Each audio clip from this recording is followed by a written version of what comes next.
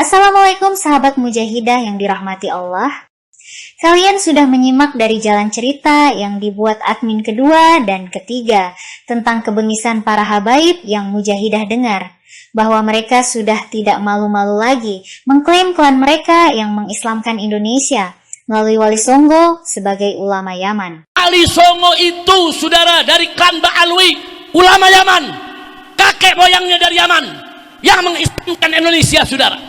Habaib saudara yang datang mengislamkan Palembang, yang datang mengislamkan Kalimantan, mengislamkan Sulawesi, mengislamkan Maluku, mengislamkan Irian, habaib yang datang dari Yaman. Mestinya kau bersyukur, berterima kasih, bangga kepada keturunan Yaman di negeri ini saudara. Tentu 85% pribumi di Indonesia tidak akan terima klaim nakal seperti ini dan sangat berbahaya bagi generasi masa depan kita. Jadi kalian wajib simak jalan cerita video ini agar tidak salah jalan dan percaya kebohongan para habaib yang sudah mulai terdesak karena tidak diakui sebagai zuriyah Rasul Shallallahu Alaihi Wasallam. Dijelekin memang nih Pak, orang-orang Yaman bikin ribet aja nih di Indonesia. Tuh Anies juga tuh, oposisi tuh dari Yaman juga tuh Pak. Itu lagi tuh Habib Rizik yang suka protes tuh dari Yaman juga. Emang ini Yaman kebak nih semuanya Pak. Kalau kamu tuh orang Yaman, kamu harus bangga dengan Yamanmu. Dia bilang begitu. Kenapa? Karena Rasulullah SAW itu adalah orang Yaman. Kenapa kok Nabi Muhammad SAW itu dikatakan Al-Yamani? Karena Nabi itu keturunan daripada Nabi Ismail alaihissalam. Dan suku Jurhum itu berasal dari Yaman. Akhirnya Nabi Ismail itu menikah dengan suku Jurhum tersebut dan akhirnya lahirlah keturunan beliau dan diantaranya adalah Nabi Muhammad Sallallahu Alaihi Wasallam. Makanya akhirnya Rasulullah SAW itu disebutkan juga beliau adalah Al-Yamani. Itu beliau adalah Nabi yang berasal dari Yaman. Nah, seharusnya seperti itulah menanggapi tentang Yaman. Bukan harus naik pitam malah mengatakan Bapak Prabowo adalah setan karena berteman dengan syaitan. Perkataan seperti ini bukanlah akhlak seorang ulama. Bahkan siap mau berperang kalau Bapak Presiden Prabowo tetap dengan pendiriannya. Sungguh anehkan Habib yang satu ini, tidak ada rasa takutnya kepada pemerintah. Seolah-olah Habib ini masih memiliki pendukung yang besar dan banyak. Sementara kalau kalian melihat kenyataan pada ceramah terbarunya, orang-orang yang menghadiri ceramahnya lebih banyak anak kecil daripada orang dewasa. Apakah itu yang mau dibuat jadi pasukan pembela Habib di kala perang dengan laskar setan?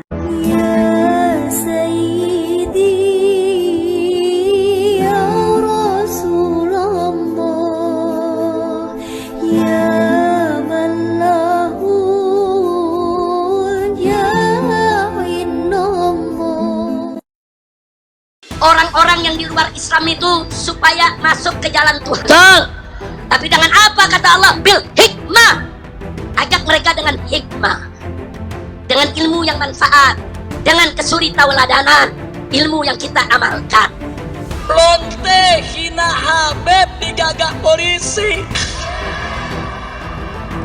Setelah itu kata Allah, wal mau'izatil hasanah, dengan nasihat-nasihat yang bagus, yang indah, yang baik. Saudara, supaya orang simpatik dan tertarik.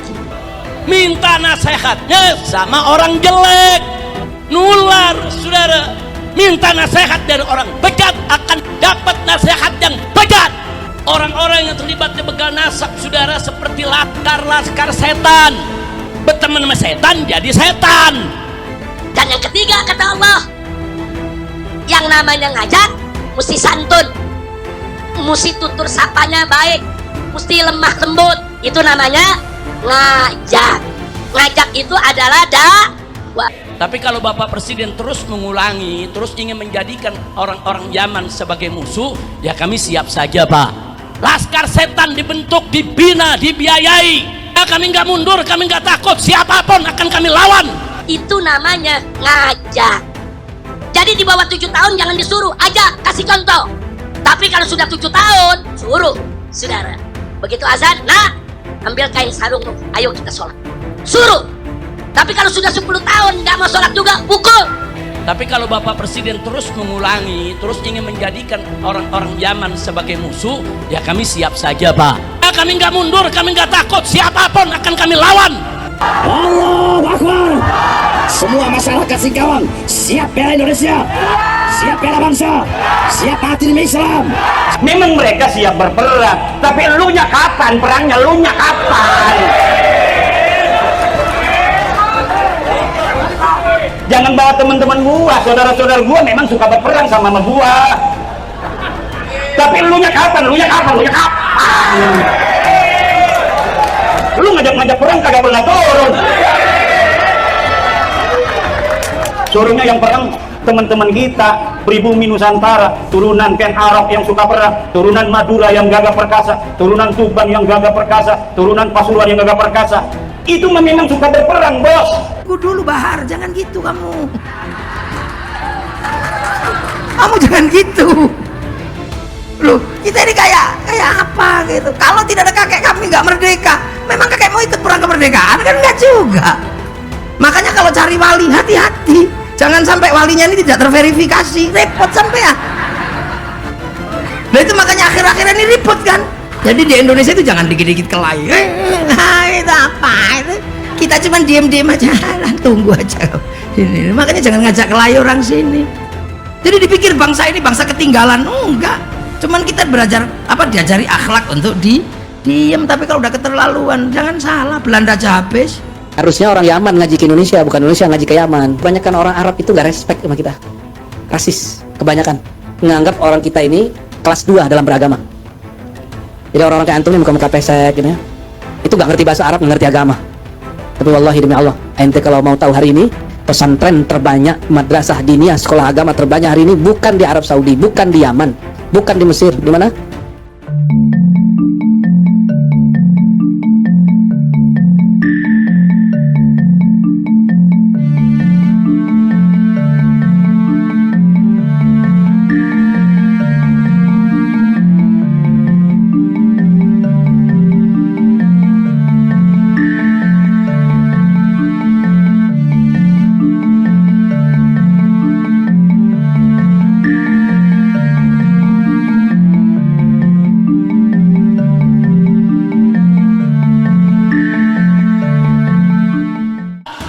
Kalau dikritik, marah.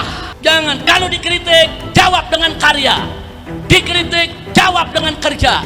Dikritik, jawab dengan kebijakan yang bagus. Itu pemimpin. Bukan dikritik, jawab dengan kritik yang lebih pedas. Enggak begitu pemimpin, saudara. Kira-kira jelas tidak? Jelas tidak? Rasanya anjing banget.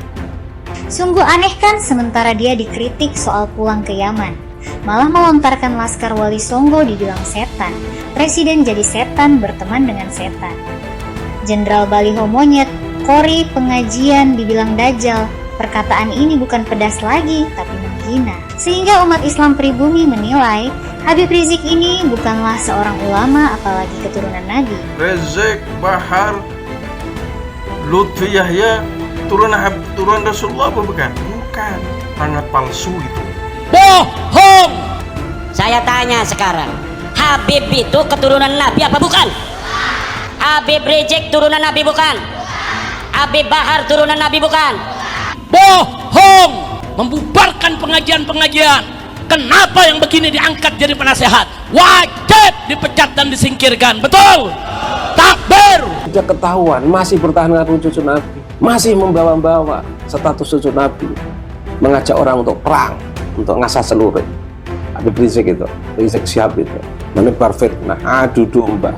Bohong. Pak Habib Rizik, statement jenengan harus jenengan tarik. Kenapa? Kau mengatakan, hei pemuda-pemuda Indonesia, apabila Pak Prabowo membuka orang jihad pergi ke Palestina, silahkan berbondong-bondong. Apa katamu Pak Rizik? Negaramu Hadramaut dibom dening Arab. Kenapa kau tidak mengatakan jihad konggone Tarim, jihad nonggone Hadramaut? Silahkan balam Habib jak nonggone Hadramaut. Ngapain ngejak bangsa Indonesia? Kalau kau memang pahlawan, bela negara dewe. Kaki Habib Rizik mau bikin negara Islam, negara syariah, negara ISIS, silakan diapain saudara-saudara sekalian. Betul ya? Orang ke Yaman, bikin negara Islam di Yaman, karena kalian adalah imigran. Kalian adalah tamu-tamu yang kurang ajar di bumi pertiwi ini, saudara-saudara sekalian. Yang bikin gaduh di negara ini selama ini banyak keturunan imigran dari yang bikin organisasi ingin khilafah Islamiyah sekarang dibubarkan, penolaknya dari ketika DNA disodorkan mereka kacor-kacir, tidak mau berani tes DNA. Artinya mereka betul-betul sudah putus, tidak ada hubungannya dengan zuriat Nabi, betul? Bohong, mengadu domba habaib dengan kiai. Kiai diadu domba, habaib diadu domba, umat Islam dipecah belah, laskar setan dibentuk, dibina, dibiayai, suruh maju untuk menjadi algojo, membubarkan pengajian-pengajian. Kalau mereka punya panggung, bubarin.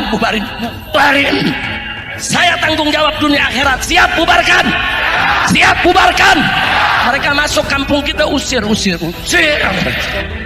Kenapa yang begini diangkat jadi penasehat? Wajib dipecat dan disingkirkan. Betul? Takbir. Perkataan seperti ini bukanlah akhlak seorang ulama. Bahkan siap mau berperang kalau Bapak Presiden Prabowo tetap dengan pendiriannya. Sungguh anehkan Habib yang satu ini tidak ada rasa takutnya kepada pemerintah. Seolah-olah Habib ini masih memiliki pendukung yang besar dan banyak. Sementara kalau kalian melihat kenyataan pada ceramah terbarunya, orang-orang yang menghadiri ceramahnya lebih banyak anak kecil daripada orang dewasa. Apakah itu yang mau dibuat jadi pasukan pembela Habib di kala perang dengan laskar setan? Jika kalian merasakan ada keanehan dalam video ini, kalian punya hak bebas untuk mengomentari dan mengutarakan pendapat kalian terhadap video ini.